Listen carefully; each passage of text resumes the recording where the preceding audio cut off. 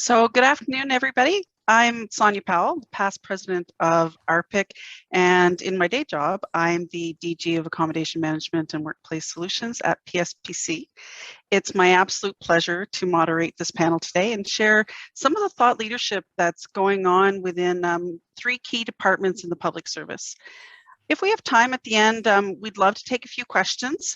So if you do have questions for our panelists, please put them at any time during the session in the Q&A section. So that's the button at the bottom of your viewing pane.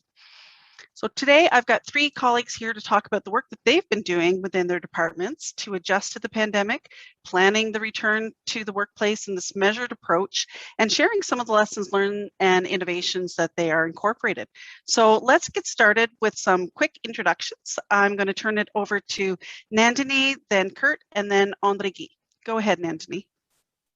Thanks so much, Sonia. Je m'appelle Nandini Shrikantaya et je suis la directrice générale de la transformation de le milieu de travail de l'avenir. So I'm actually the Director General at CRA, responsible for the transformation towards CRA's hybrid model.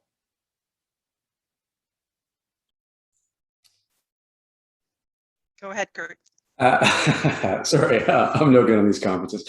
Hello, everyone. My name is Kurt Jinkui. I'm the DG of Financial Operations and Administrative Services at Transport Canada, for which I am kind of one of the key pillars driving, the future of work transformation that's happening at Transport Canada.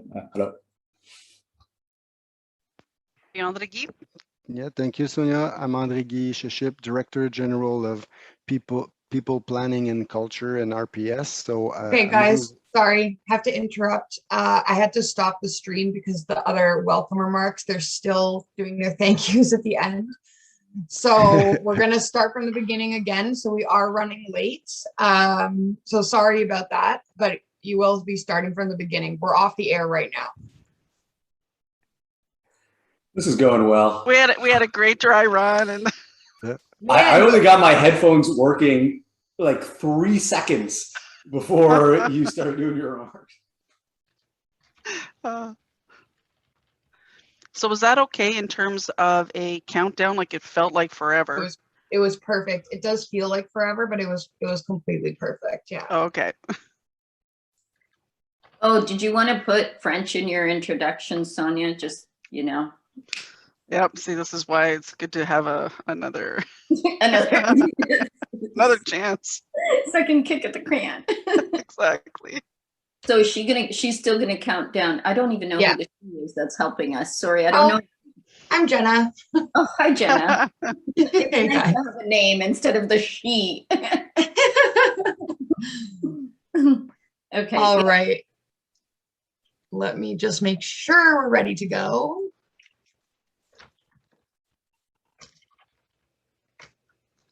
Okay, great. So this is the real one, I promise. Okay.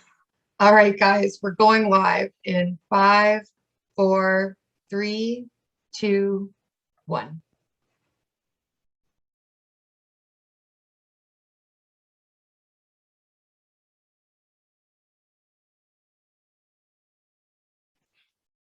Good afternoon. Bonjour. It's Sonia Powell here. I'm the past president of RPIC and the DG of Accommodation Management and Workplace Solutions at PSPC. Je m'appelle Sonia Powell, je suis la directrice générale à SPAC. On fait des accommodations et puis des solutions en milieu de travail. It's my absolute pleasure to moderate this panel today and share some of the thought leadership that's going on in three key departments in the public service. Si nous avons le temps à la fin de la session aujourd'hui, on va prendre des questions pour des panélistes.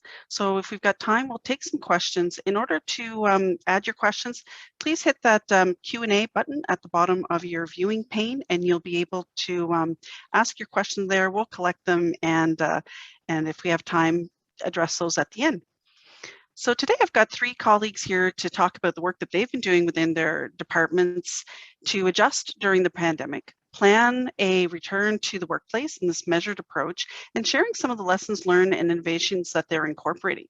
So let's get started right away with some introductions. I'll turn it over to Nandini, and then Kurt, you can go ahead, followed by André-Guy. Nandini, over to you. Thank you, Sonia.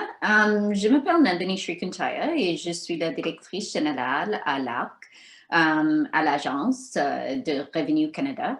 I'm the Director General at the CRA, responsible for the transformation, for leading the transformation towards a hybrid model of working at CRA. And it's part of the whole Workplace of the Future initiative that we are embarking on. Thank you. Hello, everyone. My name is Kurt Chinkui. I'm the Director General of Financial Operations and Administrative Services at Transport Canada, where I'm, leading one of the pillars, for facilities and security. That's driving some of the future work planning that's happening at Transport Canada. So, hello. Merci Sonia. Je m'appelle André-Guy Sheship. Je suis directeur général at Real Property Services. Amongst many other, many corporate functions that I have within RPS, I'm also leading corporate accommodation for PSPC and also responsible for the gradual return to work at PSPC. Merci. Merci beaucoup. Bienvenue à tout le monde. Welcome. So let's get started on one key theme. A theme that I think is important to discuss is this idea of transformation and culture change as part of the return to work. La transformation, la culture, c'est des éléments très importants pour nous. Nandini, I know that the CRA was required to roll out new programs really quickly during the pandemic. Were there any key strategies that allowed CRA to respond to the changes, or the challenges rather, of pivoting to a mostly remote culture? Thanks, Sonia. Actually, at the beginning of the pandemic, like many other organizations, before the pandemic, CRA was predominantly an in-office type of work environment where more than 90% were working full-time in the office. So almost overnight, we had to do the switch when all of our offices we were told to evacuate them for health and safety considerations. So very early on, the business continuity plan was invoked at CRA, and there was a creation of an incident management committee, which is at the highest levels, has representation from horizontally across the agency. And subsequent to that, there was also the creation of a task force. And that horizontality, it included members from IT group, it included HR, it included real property, it included security, and collectively, it had a very focused decision-making capacity. And because of the horizontality, we were allowed to get all of those various perspectives that are so important when dealing in a crisis and moving forward with all the information. One of the strategies that was originally put in place was the focus on critical services only.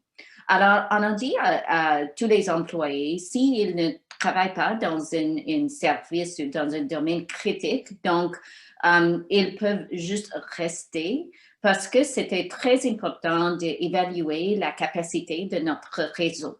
It was so important to preserve the bandwidth for critical services, and hence at the start, the utilization, thankfully, of the 699 type code assisted that because we could focus on what was important. Additionally, we did have to deliver new programs. And one of the strategies there was that we invited all employees who were interested or had past experience to be members of the new call centers for the CERB or the SUS that were all put in place. So very much it was a horizontal outreach. And because of that, it invoked the sense of virtual teams very quickly. So that, I don't know if it was a strategy, but it was definitely happenstance, and we take the outcome as it came out, because the CRA did deliver very successfully 9 new programs that helped Canadians survive through the pandemic, especially when there were so many uncertainties. From a real property perspective, we engaged with PSPC and our contractors, BGIS and so on, to really understand what was going on in the buildings. How do we keep our employees safe within the buildings? And our relationships that we had built up prior definitely came to bear, because we did have to figure out, what is this unidirectional? How do you block off every other cubicle? How do you deal with the washrooms and the water fountains, shutting those off? All of these were decisions.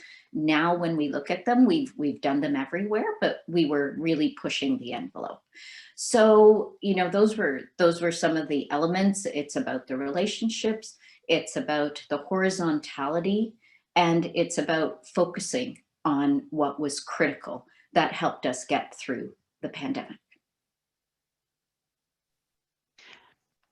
Thanks, Nandini. And I agree wholeheartedly that it's important to bring in these different perspectives, and not just, your functional experts, but also employees. And that's how you really get that secret sauce of making sure that not only are you allowing employees to continue to work, but that's enabling delivery of those client programs. So thanks for that.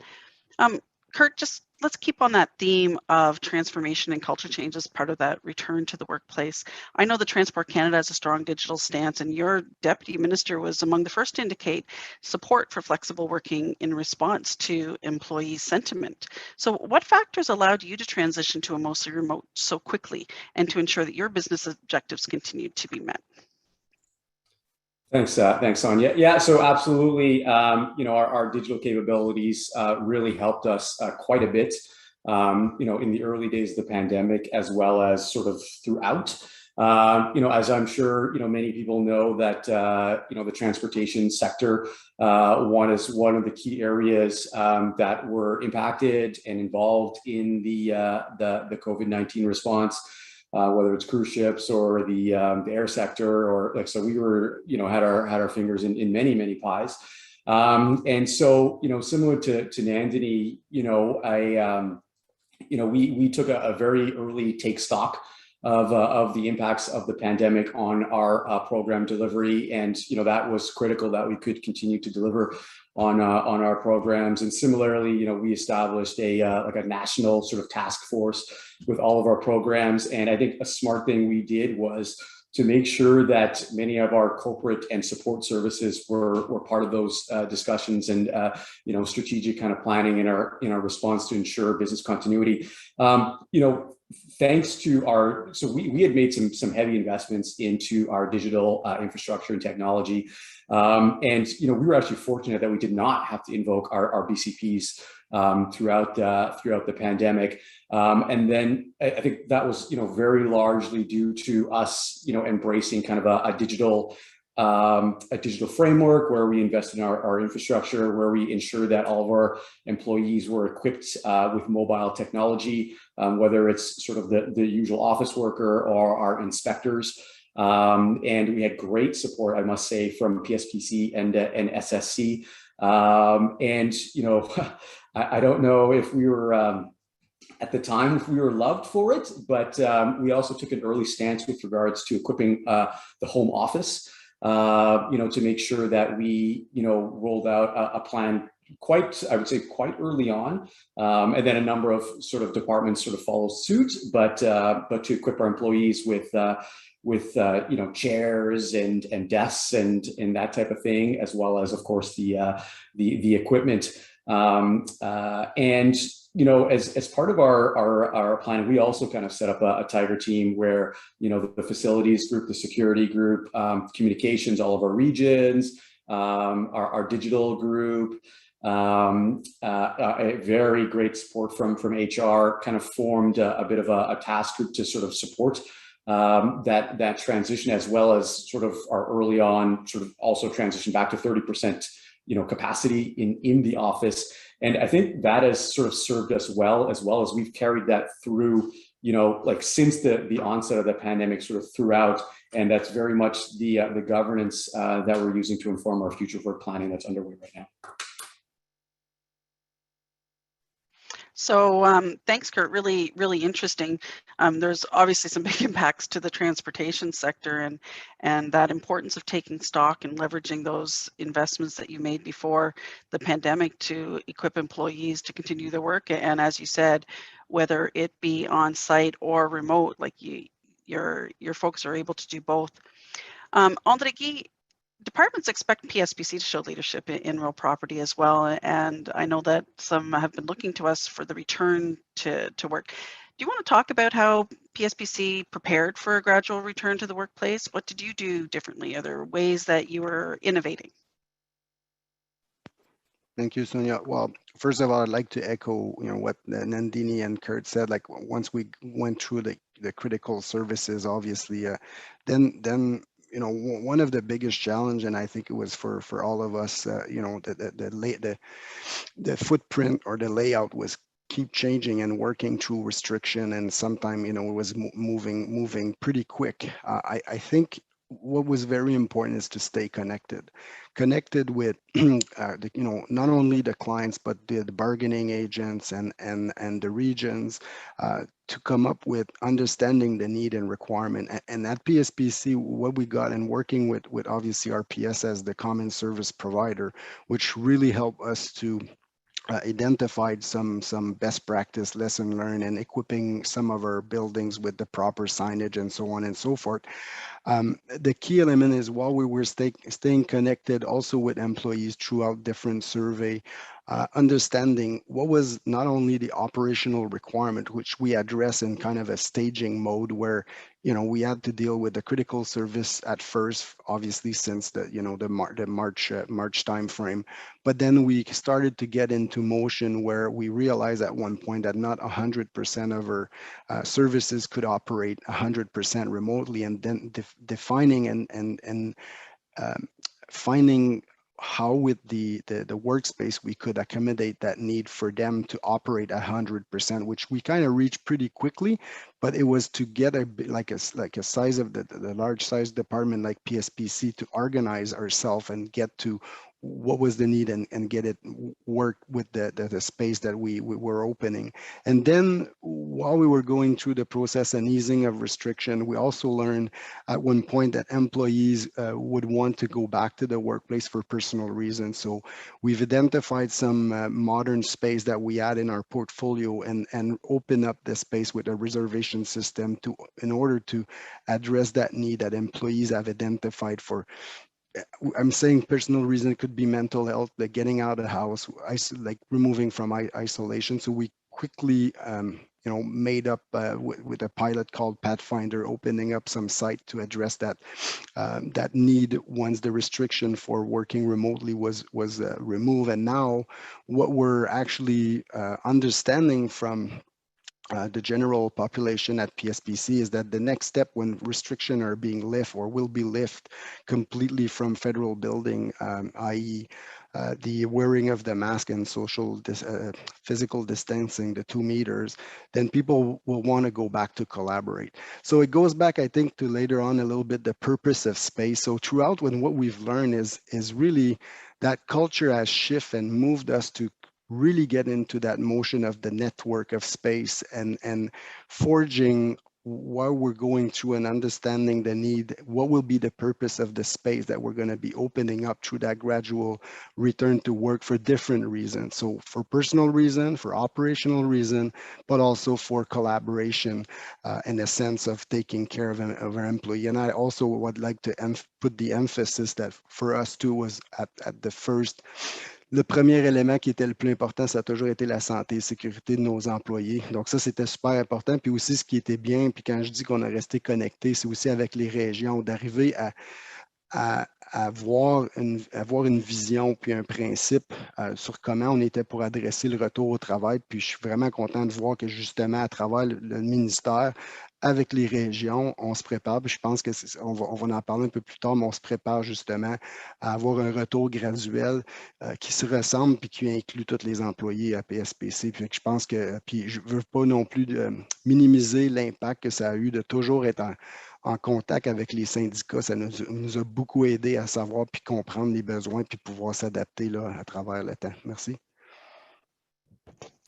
Merci beaucoup, André-Guy. Beaucoup de travail qui a été fait par SPAC. Puis je pense que ça nous apporte à notre prochain thème qui est hybride. Vous avez mentionné quelques éléments, puis j'aimerais passer la parole à Nandini.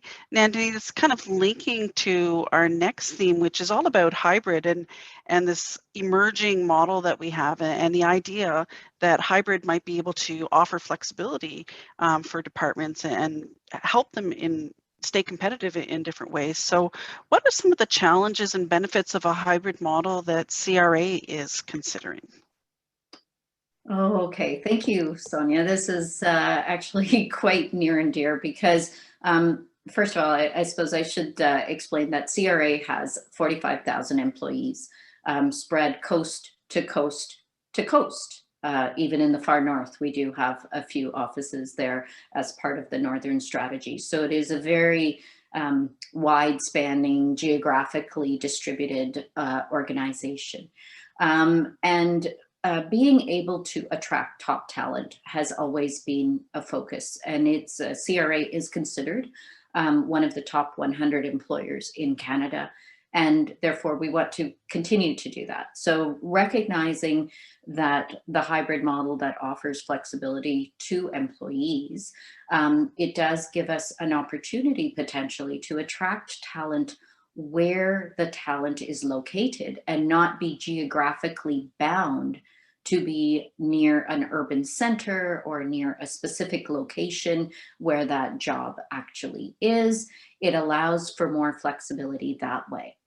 However, along with that flexibility also comes the challenge because equivalently, we can lose our talent just as easily because every other financial organization or so on will be looking for the accountants that we have, and therefore they can easily be attracted to other organizations because they are also no longer geographically bound.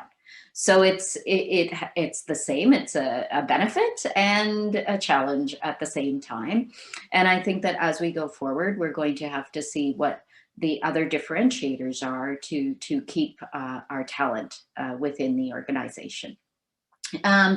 Another area, I mean, when I say that we remove the geographic boundaries, alors on a vraiment une opportunité d'embaucher des gens comme les autochtones qui habitent au nord et voilà dans les villes qui est plus remote. Donc, c'est plus important de trouver des solutions, de trouver comment ils peuvent être un membre de notre organisation. So it really does open up the doors to hiring under more remote circumstances that we were not previously able to before.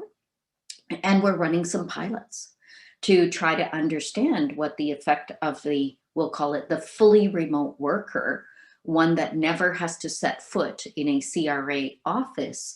What does that look like, feel like? Can it work? Can we make it work? And there are a couple of pilots that we are trying to see to establish that. So there's that, but the challenge also comes with the fear of missing out.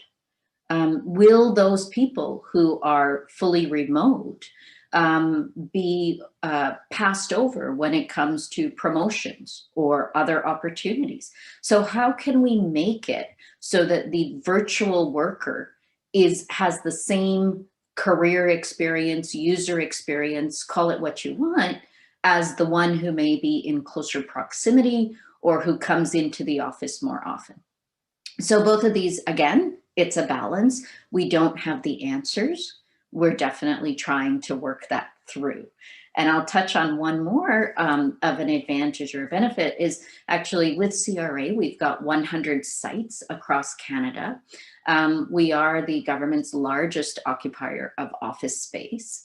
And so being able to look forward, if more people are going to be working from home as the hybrid model at CRA is pushing towards, then we have a great opportunity to reduce greenhouse gases through a reduction of our footprint, not only for the building size, but we also have the opportunity to reduce greenhouse gases and to contribute to Canada's carbon footprint by a reduction of commute time. So we're trying to analyze exactly what that means. If we reduce the commute time, what does that mean towards Canada's footprint? So lots of activities on the go here. And we're pushing forward with many of these. And our overall is that we will need to invest a little bit now in order to reap some of these rewards. So we're trying to balance that as well. Alors, ce sont des exemples de défis et aussi des opportunités que nous considérons à l'agence pour le milieu de travail de l'avenir. Merci beaucoup, Nandini. C'est vraiment fantastique. I think that this whole idea of being able to access talent where talent is at is really compelling. And really, it's an opportunity not just for departments, but for Canadians who might want to join the public service. And, you know, speaking of opportunities, it's a great one to be more diverse and inclusive, like you were just saying, and of course, green. So Kurt, you know, all the stuff that we were talking about, it's really about uncertainty. And I think we can say that now is a time of tremendous change and uncertainty. And that might, you know, bring us to this third theme is how do we move forward in times of uncertainty? One challenge that many organizations face is this idea of the right level of standardization. And I'm seeing some of the questions in the Q&As, and we'll get to those in just a second. But how is Transport Canada dealing with high levels of uncertainty as you're trying to plan for the future? Kurt? Thanks, thanks, Sonia, for the question. So yeah, I mean, I think, you know, it's clear from this pandemic that uncertainty has been an issue and will continue to be an ongoing issue. We're all trying to look into our crystal balls and plan for the future, but I mean, we're all doing the best we can with the information that we can. So, you know, we'll have to kind of, I think, you know, maybe echoing upon some of Nandini's theme, you know, continue to be, you know, flexible, you know, as, you know, in our planning, in our approach. And, you know, I think, to be honest, that's where standardization kind of comes in. You know, I used to work for TBS back in the day, you know, so I'm a proponent for standardization where, you know, where it makes sense. And I think, you know, flexibility within a kind of a standardized framework can kind of help us, you know, move forward with an approach that can deal with some of the uncertainty. And I think there's a few different elements that we could kind of look at from a standardization lens. One is, you know, as we're looking at the different kind of hybrid models and flexible work models that you know, many organizations are looking to implement. You know, coming out of the pandemic, but you know, and this is one of the areas right now that we're sort of game planning. Like, what does that look like? You know, is it folks come in, you know, 2 days a week or 3 days a week, or is it, you know, we align those days to you know, enhance collaboration, or is it something more ad hoc than that, or is it more kind of seasonal and driven by, you know, my group does a lot of like financial statement work, so that clearly is a busy time of day. So, but within that flexibility, we are trying to say, like, what are the different sort of scenarios here, and trying to come up with some flexible but standardized scenarios that kind of make sense for our business. And I think that also is going to help us for another area, and that's with regards to equipping our employees. Whether it's, you know, on site, a touchdown space where we're using unassigned seating or assigned seating, or the sort of the home or virtual office, which is an area where, you know, we haven't traditionally had a ton of sort of direction and protocol around, or at least not under this context. So standardization sort of rears its head, I think, in a number of areas, and where I think there is definitely benefits. And, you know, I think some of the benefits are, you know, definitely to ensuring that, like, if you've got the right sort of frameworks in place, that definitely can help us continue to deliver on our programs and our services. I think that's going to be key to helping drive, you know, some of the cultural changes that's going to be needed to kind of move to some of these more flexible models. both for employees and to help managers manage under this, under sort of these new models.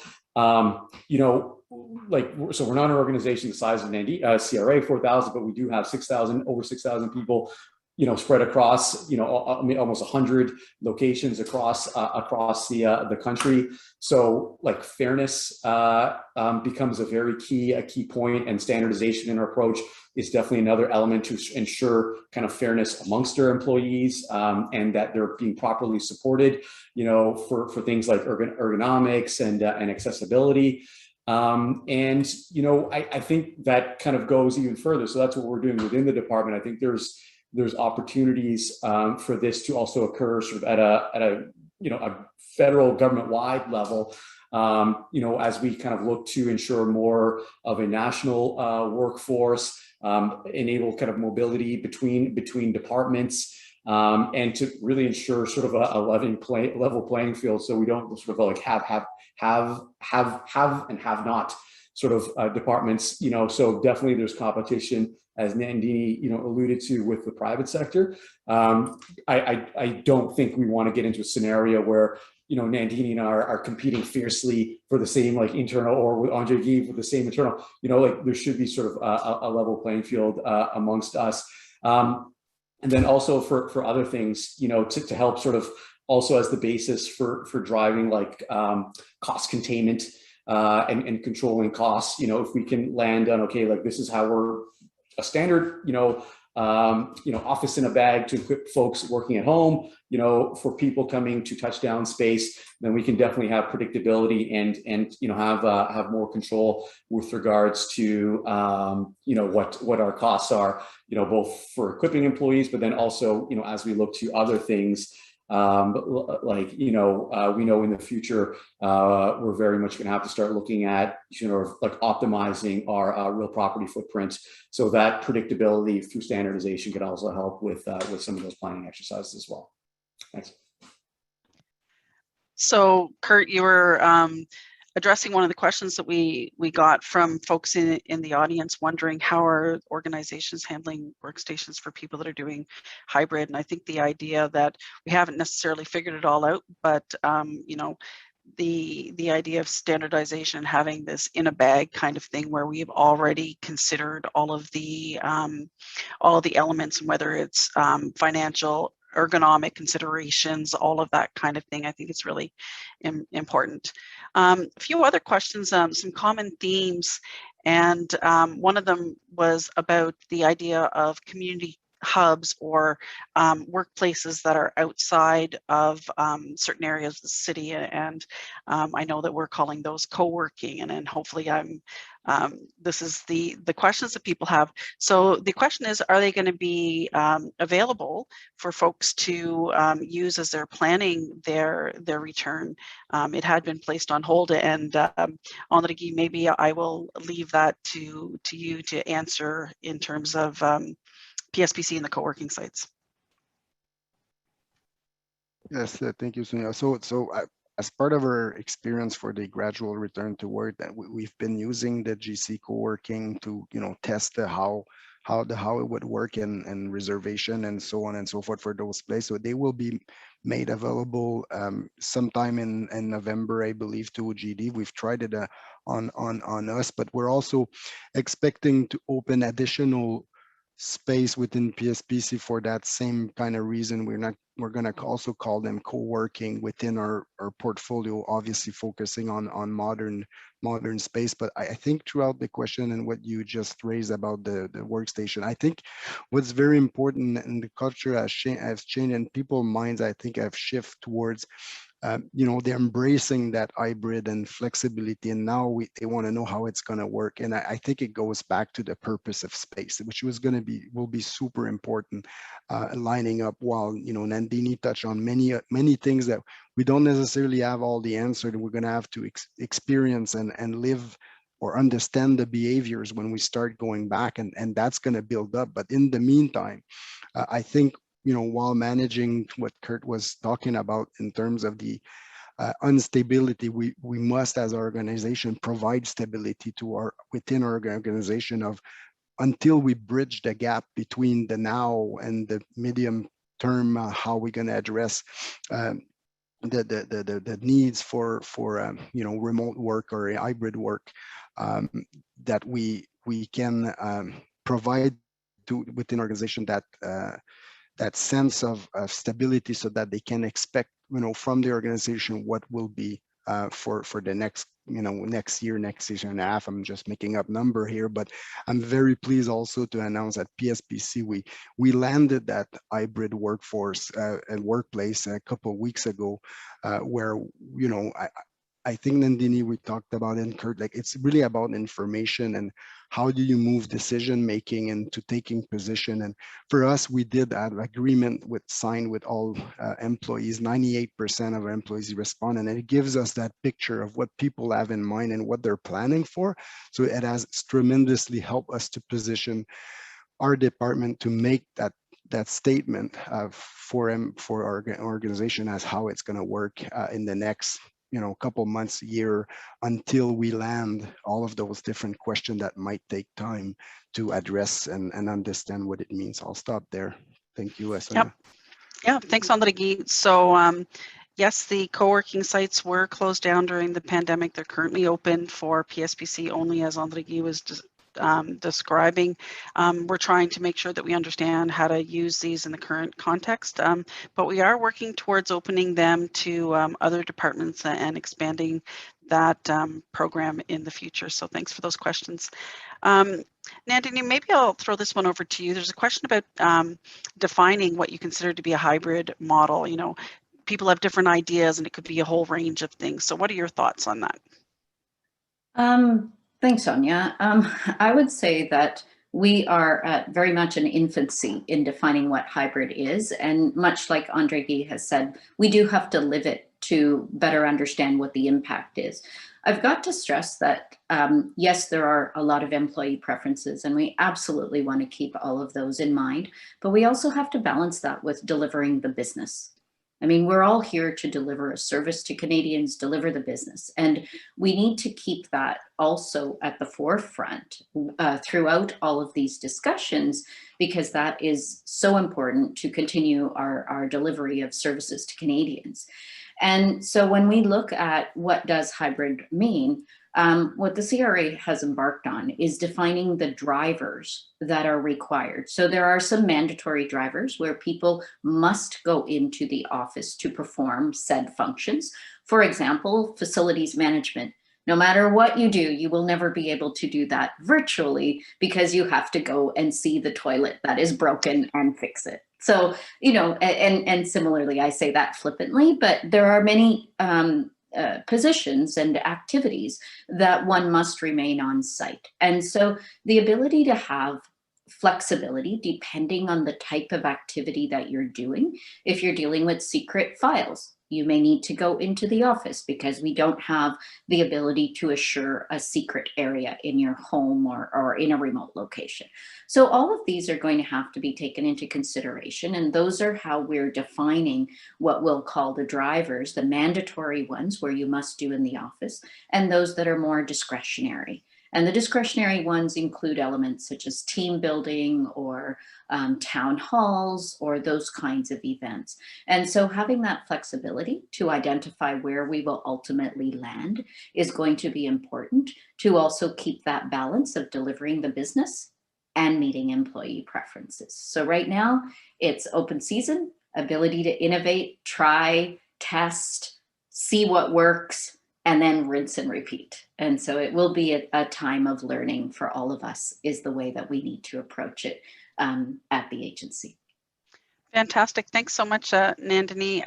We're just at about time, and I don't think that we got to quite all of the questions, but great participation from everyone. Thank you so much for joining us here today and the conversation. If you guys want to keep the conversation going, reach out to our panelists. They're fantastic leaders for the public service. So again, thank you very much. It's wonderful hearing from all of you, and on behalf of RPIC and the real property community, merci de votre participation.